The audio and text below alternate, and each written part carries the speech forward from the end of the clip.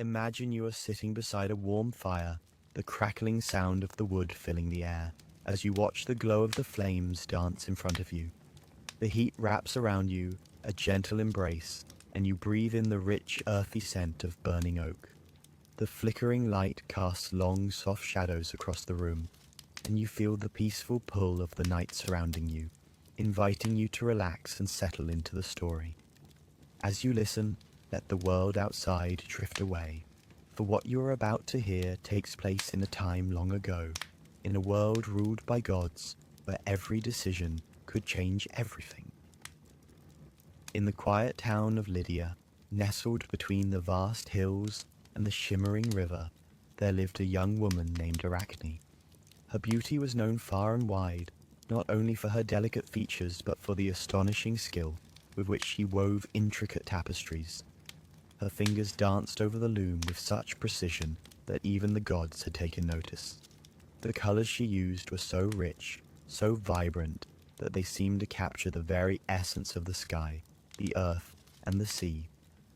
One warm afternoon, as the sunlight streamed through her open window, Arachnne sat before her loom, her hands moving swiftly, creating a masterpiece. The room smelled faintly of lavender and freshly woven thread. Her mind was at ease as the repetitive motion of her work soothed her, her thoughts lost in the rhythmic hum of the shuttle passing through the threads. The tapestry she was creating was to be her finest yet. It depicted the gods in all their glory, the mighty Zeus with his thunderbolt, Athena with her shield, and Artemis in the wild. Arachne's eyes sparkled with pride as she added the final touches, each stroke of the thread an act of defiance against the gods she so admired.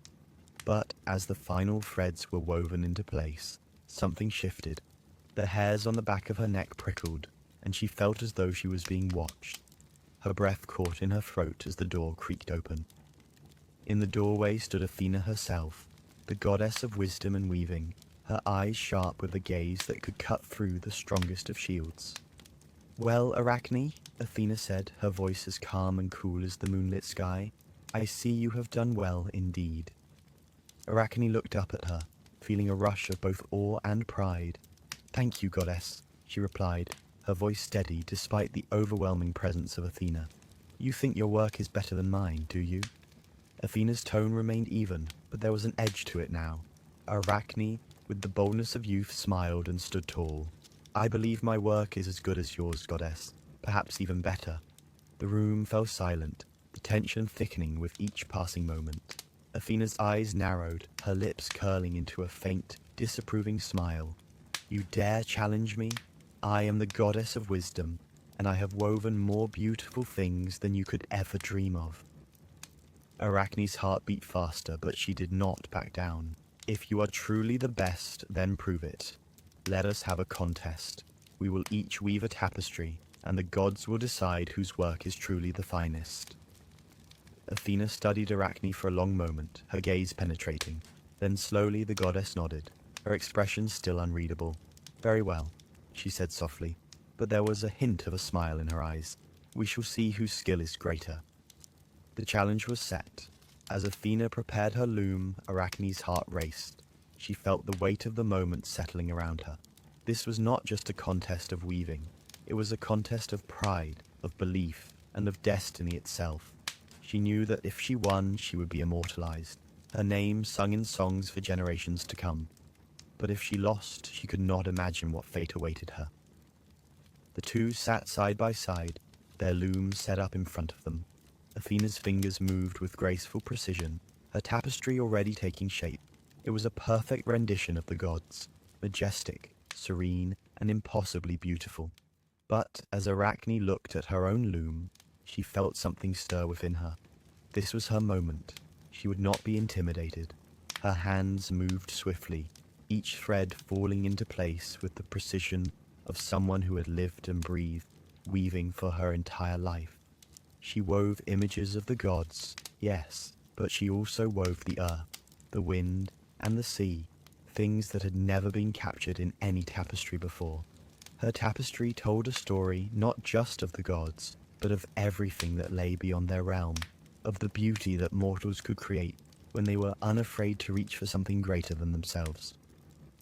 The room was quiet except for the soft rustling of the threads and the occasional sigh of the goddess as she worked. The light from the window shifted as the afternoon sun began to sink lower in the sky. The air grew cooler, but Arachnne barely noticed. She was lost in the art, lost in the creation of something that could challenge even the gods themselves. As the last thread fell into place, Arachnne stepped back from her loom. She wiped the sweat from her brow and studied her work. It was beautiful, intricate, and bold, just as she had hoped. It was more than a tapestry. It was a testament to everything she believed in. She had poured her soul into this piece, and now all that was left was to wait. Athena too had finished her tapestry. It was flawless, an image of divine perfection. But as she stepped back, she studied Arachne's work with a furrowed brow. Her smile faded, replaced by an expression of something like concern. The gods arrived, their divine presence filling the room. They walked around the tapestries, their eyes scanning the intricate details, their whispers filling the air. After a long moment, Zeus, the king of the gods, raised his hand to signal the end of the contest. "The winner," Zeus said, his voice carrying through the room, "is Arachnne." For a moment the world seemed to pause. Arachne's heart raced in her chest, her breath shallow. She had won. She had done it. But even as she felt the triumph surge through her, she saw the storm in Athena's eyes, the shift in her posture. The goddess was not pleased, and in that moment Arachnne knew that her victory too came with a price. You sit there for a moment, allowing the weight of the contest to settle into your mind.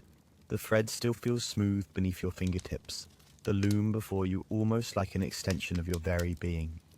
Yet, even in your triumph, the presence of Athena, calm, powerful, yet visibly furious, lingers in the air like a storm waiting to break.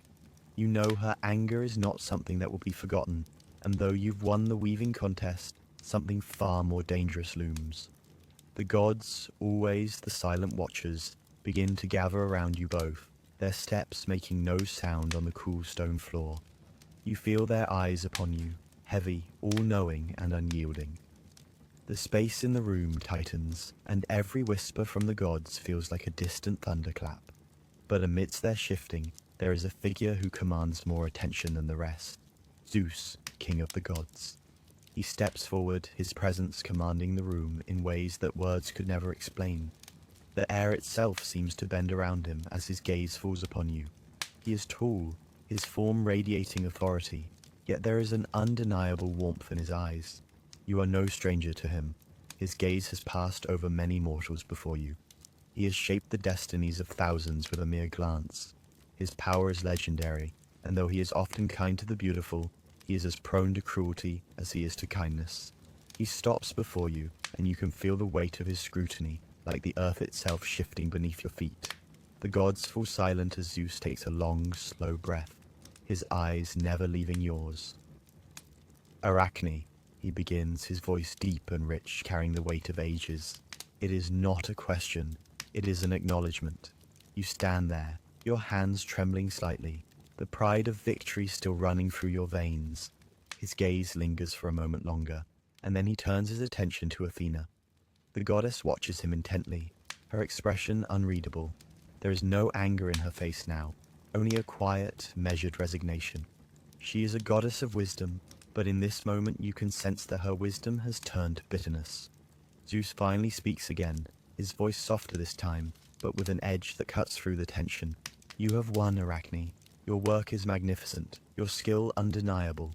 But victory, true victory, often comes at a price." You swallow hard, not understanding what he means. What price? You have challenged a goddess, bested her, and yet here you stand, on the precipice of something more, something far greater than any victory with a loom could ever offer. The words hang in the air, heavy with the weight of something unknown. Athena steps forward, her eyes still fixed on you. There is no anger now, no storm. There is only the quiet, heavy presence of a goddess who has been humbled. "Zeus," she begins, her voice as cold and even as the night sky. "I acknowledge her skill, but I cannot let this insult stand. She defied me." Zeus does not respond immediately. His gaze moves back to you, and for a fleeting moment his expression softens. He takes a deep breath and speaks again. this time his tone carrying a tinge of sorrow. "Arachne, you have great potential," Zeus says, his words slow and deliberate. "But your pride is a dangerous thing. It blinds you to the path of wisdom, the path of humility. To defy a goddess is no light matter." The weight of his words crushes down on you, and you feel your heart race as if it might leap out of your chest. You had not thought of Athena's anger as something that could have consequences beyond this room. You had assumed your victory would speak for itself. But now, facing the gods, truly seeing them for the first time, you realize just how little power mortals truly hold. The gods' whims shape the world, and even your talent with a loom cannot shield you from their unpredictable nature. A silence falls over the room. You hold your breath, waiting for Zeus's judgment, but it seems as though he is considering something deeper. His gaze softens again, but there is no kindness in it. There is something final, something irrevocable. "Arachne," he says, and you feel a shiver run down your spine. "Your punishment is this. You will continue to weave, but not in the way you have. You will weave forever, forever trapped in the threads of your own arrogance. Before you can speak, before you can protest or ask what this means, the world around you begins to shift. The god's presence fades into the background, the air growing thicker, warmer, like the stillness before a summer storm. The light in the room seems to dim, the shadows creeping longer across the floor. In a blink, everything changes. The loom before you is no longer in your hands. Your body feels strange, as if it no longer fits within the confines of the world you once knew. Your hands reach up to touch your face, and you feel the transformation begin. Your body no longer holds the shape of a mortal woman, but something else, something smaller, something far more intricate. The sensation of change is overwhelming. A tightening of the skin, a pull in your chest. You want to scream, but the sound is lost in the sudden silence. As the transformation takes hold, your body shrinks, your limbs becoming delicate, your fingers now slender and nimble. And then you look down and realize you are no longer a mortal woman. You are a spider. You feel the weight of the transformation settle into your very bones. The world around you is now impossibly large. The loom, which had once been a tool for your art, is now an endless web that stretches before you, and it is all you will ever know. You can't move, can't escape. The world spins around you in a blur of size and scale, and you feel the weight of the god's judgment settle into your soul. Zeus's voice echoes in your mind, though you no longer know if it is truly his voice or the whisper of fate itself. You will weave forever, Arachne. Your talent will remain, but your pride will bind you, and you will never escape the consequences of your defiance. And so, you are left in the shadows of your own creation, trapped in a world where the only thing you can control is the endless weaving of your web. As the world around you shifts, the air thick with the sensation of something beyond your grasp, a soft hum of power seems to settle into your bones. The change has already begun, and though it is not your transformation, it is equally as heavy. There are those who are born with gifts, ones that should have been blessings, gifts of sight, of wisdom, of knowing the future. But in the world of gods and mortals, these gifts are not always the treasure they seem. In the quiet halls of Troy there lived a princess named Cassandra. Her beauty was the talk of the city, her wisdom unmatched, but it was not just her mortal gifts that set her apart. She had been given the gift of prophecy, an ability to see into the future, to know what would come to pass. It should have been a great blessing. With such a gift she could warn her people, guide them, change their fate. But fate is a cruel thing in the hands of the gods. Cassandra's gift was not a blessing. It was a curse wrapped in the sharpest of ribbons, bright and beautiful on the outside, but full of hidden dangers within. One day Apollo, the god of the sun and prophecy, laid eyes on Cassandra. His heart stirred with desire, and he offered her his love, his admiration, and the divine power to back it. In exchange he asked for one thing, her love in return. But Cassandra, wise beyond her years, rejected him, seeing his affection as just another trap, another mortal danger to avoid. Apollo, furious at her rejection, cursed her. He gave her the gift of prophecy, but with a terrible twist. No one would ever believe her. She could see the future with perfect clarity, But her words would fall on deaf ears. No one would listen to her warnings, no matter how true they were.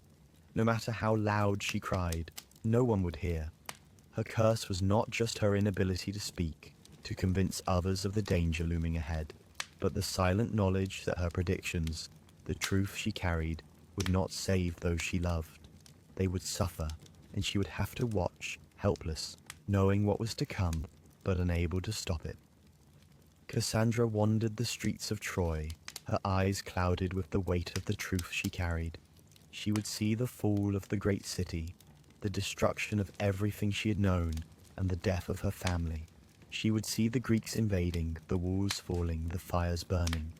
But as she tried to warn her people, they mocked her, laughed at her, called her mad. The wind rustled through the trees outside her window, and the smell of the sea carried in from the harbor. But inside, all was silent, a storm of grief and frustration swirling in her heart. Her family, her city, her people, they would not listen. No one could hear her. She sat in her chamber, her hands trembling as she clutched the fabric of her gown. The future, bright and terrible, stretched out before her like a vast and unchangeable sea, and yet she could do nothing but watch it approach. The gods had given her the gift to see it, but not the power to change it. The weight of her gift pressed down on her, and she felt as though she might collapse under its burden. Her eyes closed, and in the silence of the room, she could almost hear the whispers of the future, soft at first, like a distant murmur, then louder, clearer. The fall of Troy, the burning of the city, the death of her loved ones, the cries of the people as they realized too late that the danger had come. And yet, even as the pain of it all threatened to overwhelm her, there was a quiet resignation in her heart. There was no escaping the future, no changing it. She was doomed to see it, to know it, and to live with the knowledge that no one would ever believe her. No one could save them. No one could stop the fate that was already written. Her tears, silent and endless, flowed down her face as the weight of her curse wrapped itself around her heart. She could not escape it. She could not run. The gods had given her a gift, but it was a gift that could only bring pain. And as the light of the sun dimmed outside, the distant hum of Apollo's curse echoed through her mind. You stand still for a moment, the weight of what you've heard settling in like a quiet storm. The world around you, once filled with mystery and chaos, now feels slower, softer. The warm light of the sun glimmers through the trees, casting gentle shadows across the earth. You are in a world where love is both a blessing and a curse, and the gods, with all their beauty and power, often twist love into something unrecognizable, something tragic. In the heart of the ancient city of Athena, there lived a beautiful maiden named Medusa. She was known for her golden locks that shimmered like the sun, her beauty unmatched by any mortal woman. Her laughter filled the halls, and her presence brightened even the darkest corners of the temple where she served as a priestess. But beauty, in the world of gods and mortals, is never without consequence. It was during one of the quiet, sun-dappled afternoons that Poseidon, the god of the sea, set eyes on Medusa. His gaze, full of ancient longing, fell upon her, and in that moment the sea itself seemed to stir with desire. Medusa, caught in his gaze, could not escape the pull of his divine power. The god's desires were not easily ignored, and Poseidon's love was fierce and immediate, like the crashing waves upon the shore. Medusa, caught between fear and longing, could not resist. But their union, though driven by passion, was not a love born of mutual affection. It was a love forged in the unforgiving power of the gods. Poseidon's touch was gentle at first, but as the passion between them grew, the gods themselves watched from afar, each aware of the dangerous consequences that would follow.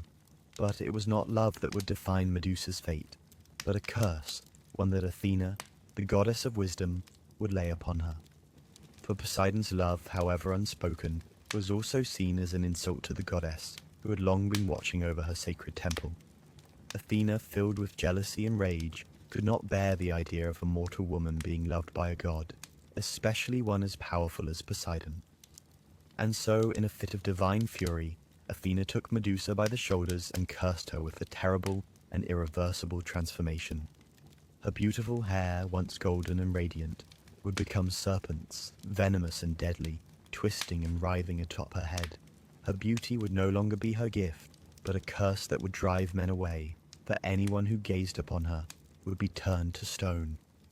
Medusa cried out, feeling the change seep through her skin, her hair tingling as the snakes began to grow, slithering like wild creatures under her fingers. The pain of the transformation was sharp, but it was the loss of her beauty, her identity, that hurt the most. She would no longer be the bright, radiant woman she once was, no longer able to walk freely without the fear of turning everyone she encountered into stone. She fled from the temple, her cries echoing through the darkened halls, her heart shattered by the goddess's wrath. As she ran, her once beautiful face became twisted in grief, her eyes hollow with loss. The world around her, once full of color and warmth, now seemed dark and cold, filled with shadows and emptiness. Medusa's journey became one of isolation, moving from place to place, never stopping, never allowing anyone to come too close. The gaze of her eyes, once full of life, now held only the sorrow of her fate. She was forced to wander alone, consumed by the venomous snakes that curled around her head, and the loneliness that clung to her soul like a heavy fog. And yet, even in the depths of her isolation, there was a part of Medusa that still longed for what she had lost. The tenderness of love, the warmth of a simple touch, the freedom to walk in the world as she once had. But those things were now beyond her grasp. She could not understand why the gods, who were meant to bring peace and guidance, could inflict such pain. Love, once a beautiful force, had been twisted and corrupted into something dark and destructive. And Medusa, once innocent and pure, was now forever marked by her transformation. As she wandered, her steps became slower, more deliberate. She could no longer bring herself to meet the gaze of others, for fear of what they might see, and what she might turn them into. The quiet pain of her existence became her constant companion, and each day the burden of her curse grew heavier. And so Medusa continued to walk alone, her once beautiful face hidden beneath the veil of snakes, her heart filled with sorrow for the love she had once known, now lost forever. You feel a gentle shift, the world around you transforming once again. The sounds of distant winds whisper in your ears, and the scent of ancient earth fills the air. This is a world where fate is not a mere concept, but a powerful force, as unavoidable as the tide. Mortals, no matter how powerful or clever, are always bound to the thread of destiny, spun long before their birth.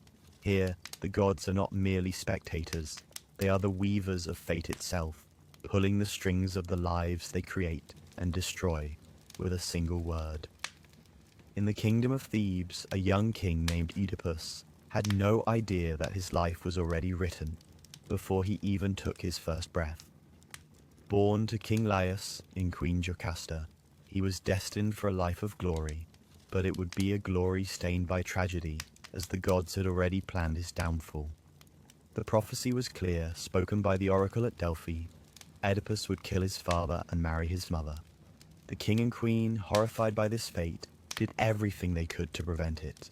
They abandoned their newborn son, leaving him on the mountainside to die, hoping that the prophecy would be avoided. But fate, it seemed, had its own plans. The baby Oedipus was found by a shepherd and brought to the king and queen of Corinth, who raised him as their own. As Oedipus grew, so did his strength and wisdom. He was beloved by the people of Corinth, admired for his intellect and courage. But the prophecy, the one that had been sealed long ago, hung over him like a dark cloud, waiting for the moment when it would come to pass. Oedipus, unaware of his true lineage, sought to learn the truth of his origins.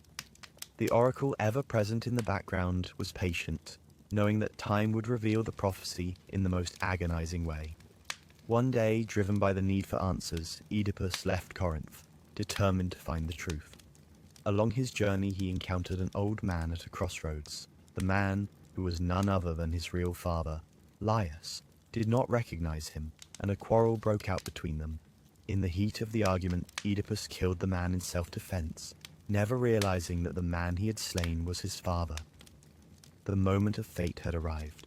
The gods, in their silent way, had ensured that Oedipus would fulfill his destiny, no matter how hard he tried to escape it. Unbeknownst to Oedipus, His journey was leading him toward the tragic fulfillment of the prophecy, and the consequences of his actions would be devastating for both him and his family. Later, Oedipus reached Thebes, where the city was suffering from a terrible plague. The people, desperate for relief, sought the help of a hero who could solve their problem. Oedipus, with his wisdom and reputation, took on the task. Little did he know that the plague would not lift until the murderer of Laius, the previous king, was brought to justice. The gods, it seemed, had woven this intricate web of fate, so that Oedipus himself was the very murderer they sought. As Oedipus unraveled the mystery of Laius's death, he began to piece together the horrifying truth. The gods had made sure that the prophecy would come true, no matter how many years had passed, no matter how many attempts were made to escape it. His own ignorance and pride had led him to unknowingly fulfill the prophecy. When the truth was revealed, it was too late. Jocasta, his mother, upon realizing the horror of the situation, took her own life. Oedipus, stricken with grief and guilt, blinded himself with the pins from her robe, the weight of his actions driven by fate, crushing him. The great hero had become a broken man, wandering in the darkness he had created, a victim of the gods' unrelenting power. In the end, the gods showed no mercy. The city of Thebes, once proud and strong, was left in ruin, its king blind and alone. Oedipus had tried to escape fate, but in the end, fate had found him, just as it had always planned. The gods, in their eternal wisdom, had woven his life into a story of pain, tragedy, and inevitability, a story that could not be altered by mortal hands. And so Oedipus, like so many before him, was caught in the web of fate, a web that even the gods themselves could not unravel. His story became a warning, a reminder that no mortal could escape the fates that had been spun for them, no matter how hard they tried. The gods ruled the heavens and the earth, their power unchallenged and unyielding, and the mortals were merely pieces in their divine games. You stand quietly as the world shifts and settles around you. The weight of fate, that invisible force, seems to press gently against you, yet there is a strange calmness, a quiet acceptance that comes with it. The gods have played their part, weaving the lives of mortals into intricate, sometimes cruel patterns. Yet in this silence, as the world seems to breathe with you, there is a subtle realization. Sometimes the greatest gifts come from the gods in ways that are beyond understanding, and the consequences of their will stretch far beyond the immediate. In these moments, you begin to understand that some stories are not meant to be understood, but simply experienced. Far away from the city of Thebes, in a realm untouched by the gods, there was a small, secluded cottage nestled at the edge of a quiet forest. This was where Eurydice lived, a mortal woman who had been touched by love, but who, like so many others in the world of gods and mortals, would be fated to experience both the joy and the devastation of the gods' influence. Eurydice was loved by Orpheus, the great musician and poet, whose songs could make even the stones weep. Orpheus had been gifted with the ability to move the hearts of all who heard him, his music a language that transcended human speech. The gods themselves had given him this gift, though not without purpose. They knew that his love would one day be tested, and his music would carry with it the weight of not only beauty, but loss. Eurydice, with her gentle smile and warm laugh, was the embodiment of everything Orpheus had ever desired. Her love was pure, and their bond deep. But, as with all things touched by the gods, the moment of their happiness would be fleeting, as fate's hand often comes unbidden and changes everything in the blink of an eye. One warm spring day, as they wandered through the meadow near their home, Eurydice was bitten by a venomous snake hidden in the grass. The world shifted, as it often does when the gods intervene, and in an instant, Eurydice's life was claimed by the unforgiving bite. Orpheus, devastated, rushed to her side, his heart pounding in his chest as the life drained from her body. In his grief, Orpheus was consumed by the desire to bring her back, to reverse the cruel hand of fate. His music, once an expression of beauty, now became a desperate plea to the gods, a song of sorrow and loss. The air around him grew heavy with his pain, and the trees, once filled with the rustling sounds of leaves, seemed to bow in sympathy. His music echoed through the forest, rising higher and higher, until it reached the ears of Hades, the god of the underworld. Hades, who rarely listened to the pleas of mortals, was moved by Orpheus's song. He had heard many requests before, but none had been so filled with such pure, aching love. In his cold, dark realm, there was little room for tenderness, but even Hades could not ignore the beauty of the song that filled the underworld. Orpheus, having captured the attention of the god of the dead, made his plea. "Please, Hades," he begged, his voice trembling with grief. "Let me bring Eurydice back. I will do anything. I will endure any trial you place before me, if only you allow her to return to the world of the living." Hades, looking down upon Orpheus, considered the request. He was unmoved by the mortal's grief, but intrigued by the strength of his love. Finally, after a long silence, Hades spoke. "Very well," Hades said, his voice echoing through the dark caverns of his realm. "You may bring her back, but only if you can meet one condition." Orpheus listened intently, hope rising within him like a flame. "What is it?" he asked, his voice barely a whisper. "You must journey through the underworld, back to the world of the living, with Eurydice following behind you. But you may not look back, not once, until you have crossed the threshold of the living world. If you do, if you look back even for a moment, she will be lost to you forever." Orpheus's heart sank, but he nodded. He would do anything for her. The gods were never merciful, but he would follow their rule if it meant he could see Eurydice again. And so, with his heart full of hope, Orpheus began the journey through the underworld. The journey was long, the path dark and treacherous.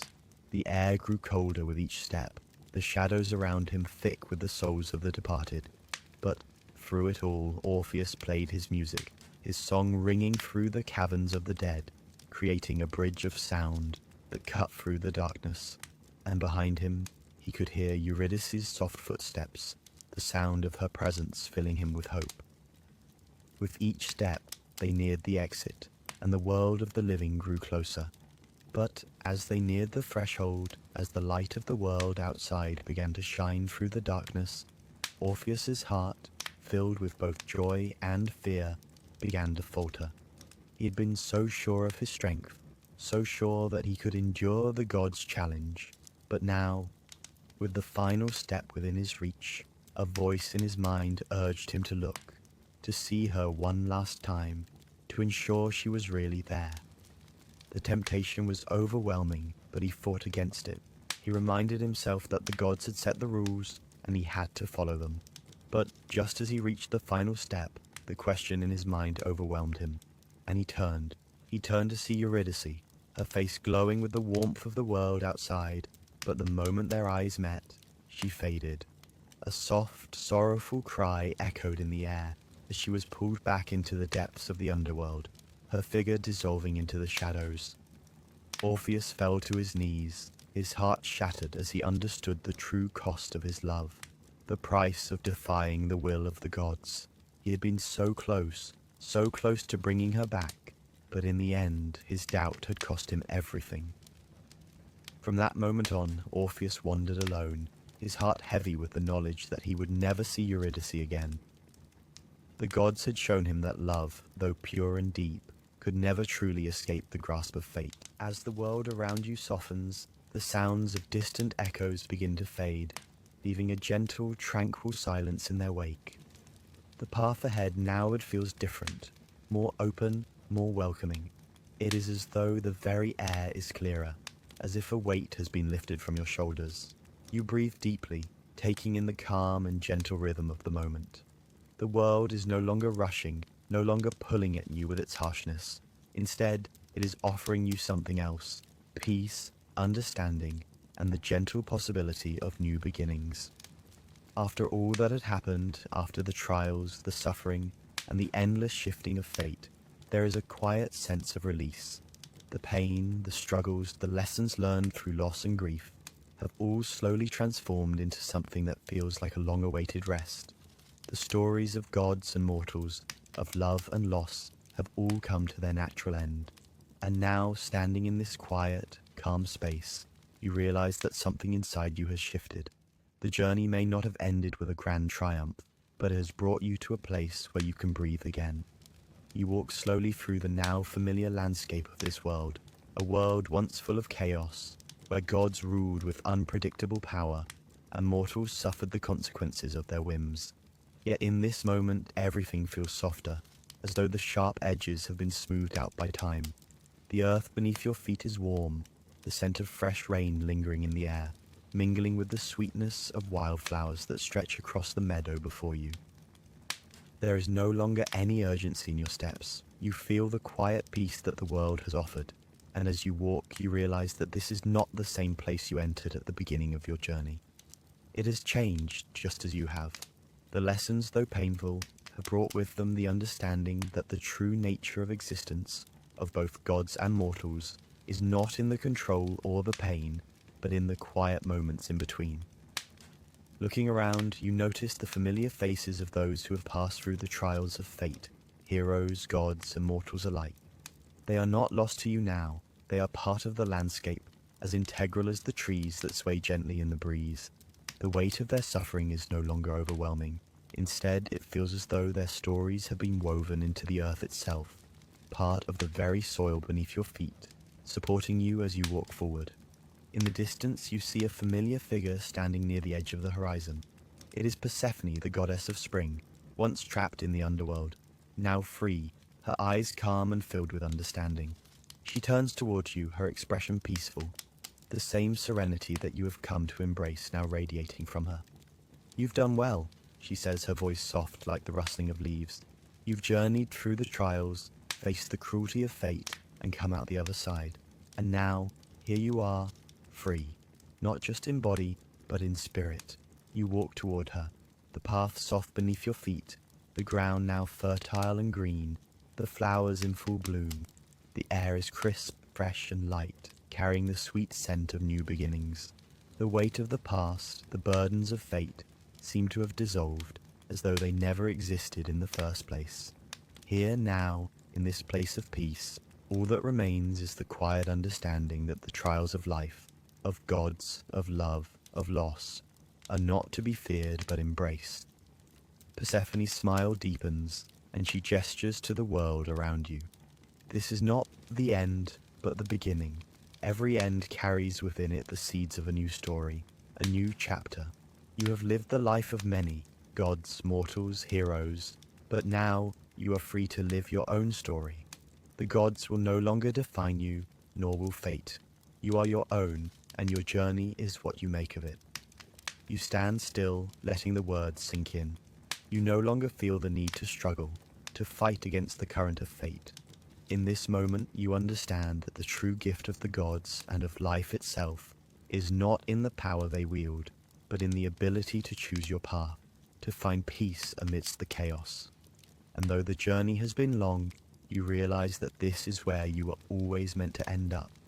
Not in the grasp of gods or fate, but in the quiet, gentle embrace of understanding. As you turn to look at the horizon once more, the sky glows with the soft hues of twilight, the air cool and soothing, a gentle breeze lifting the scent of jasmine.